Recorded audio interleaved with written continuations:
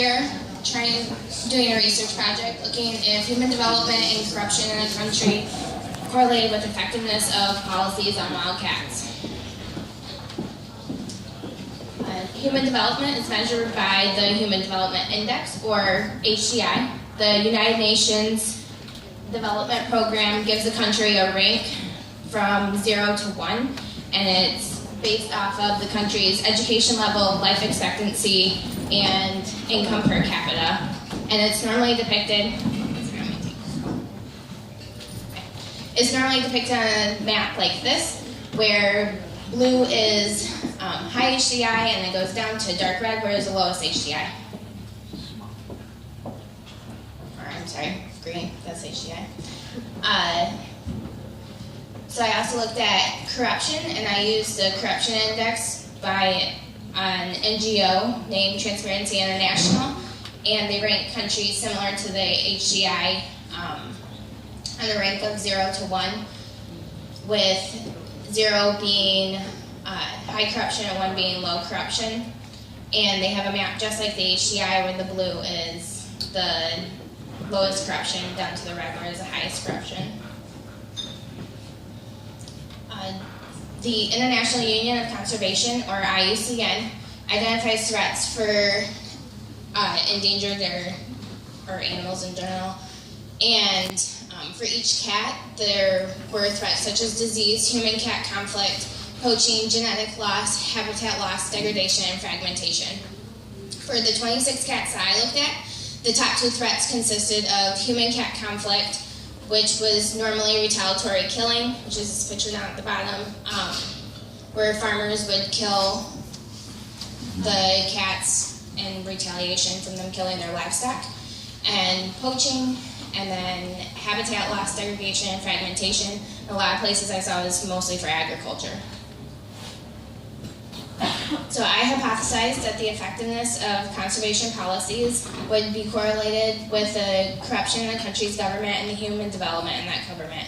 So in other words, a country with a low HDI and high corruption would most likely not have effective conservation policies. So why correlate HDI and corruption with conservation effectiveness? Human development and corruption are important because the governments in these countries make and enforce the policies, and corruption and how developed a country is should influence the effectiveness of these policies. In my project, I analyzed conservation policies for 26 cats with ranges spanning across 75 countries. The cats were classified by the IUCN as critically endangered, or vulnerable. I researched popular and scientific literature on the top 2 threats for the cats determined by the IUCN, and I made a conservation policy effectiveness rating, which I ranked it from 0 to 3, where 0 was there was no policy, 1 was it was just a paper policy, 2 was a partially effective policy, and then 3 was a fully effective policy. I used the CATS range to calculate an aggregate HDI, corruption index, and conservation effectiveness rating for each cat. And I did that by going over the proportion of the range for each cat in each country, and then I summed it up for a total aggregate for each cat. I examined if the aggregate conservation effectiveness rating was correlated with the aggregate corruption index and the aggregate HDI for all 26 cats. And I have some pictures for you guys. So for the big cats, which I did the genus Panthera, which consisted of 5 subspecies of tigers, 5 subspecies of leopards, excluding the African leopard, and then lions. And then medium cats were cats that ranged from 100 pounds to 25, and that consisted of cheetahs, snow leopards, clouded leopard, the soon-to-clouded leopard, the fishing cat, and the Iberian lynx.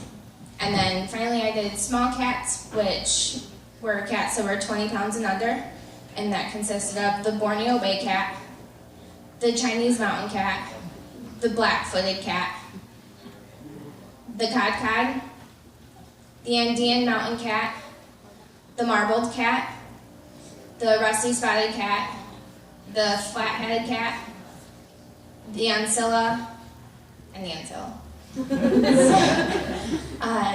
So before I get into our results, I just wanted to explain what R and P is in case nobody knew what those were. So R, or the correlation coefficient, is the measure of the relationship between, in my case, two variables. And it varies from -1 to 1, where 1 is a perfect correlation and 0 is no correlation. If it's a positive number, then the relationship is positive, and which means if one variable goes up, so is the other.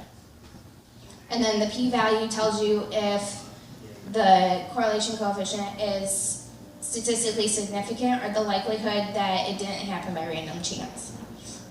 So first, I looked at if human development and corruption were correlated, and it turned out that they were.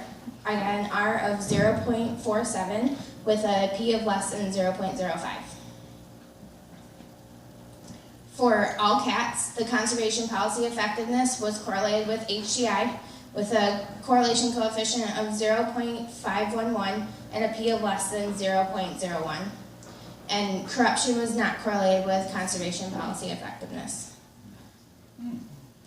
For the big cats, the conservation policy effectiveness was correlated with HDI with a correlation coefficient of 0.594 and a P of less than 0.1.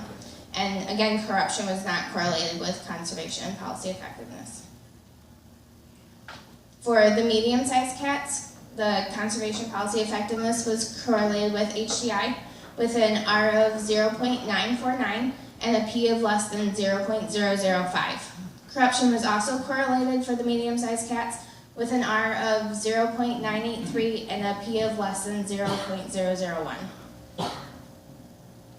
So just to sum that up again, conservation effectiveness was only correlated with the country's corruption for medium-sized cats. It was correlated with HDI for all cats, the big cats, and the medium-sized cats. Conservation policy effectiveness was not correlated with corruption or human development for small cats, and I came up with the conclusion that it was probably because there's such little research done on these cats that the conservation for them is still unknown. So why is this important? According to the IUCN, the majority of the cats in this study have a declining population trend. Without effective conservation, these cats have the possibility of going extinct. With an increase in human population, the possibility of the threats like human-wildlife conflict, poaching, and habitat loss could increase. In my project, I saw a trend of charismatic megafauna getting priority in different areas. And for example, in the Democratic Republic of Congo, elephants and rhinos got top priority when it came to protection. Even charismatic animals like lions that we would think would get really high priority got knocked down in priority for protection because of elephants and rhinos in the area.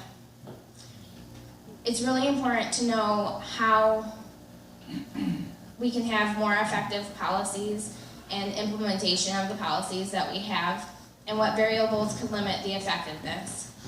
More research should be done to look at how to implement better policies and have more effective policies in the future.